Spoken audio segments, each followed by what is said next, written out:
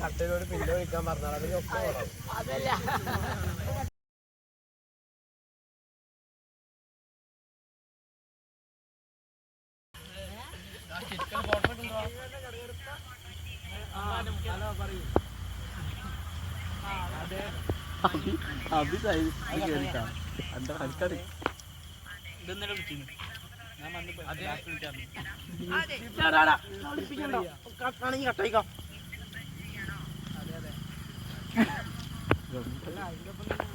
food കഴിച്ചിട്ട് പോട്ടാ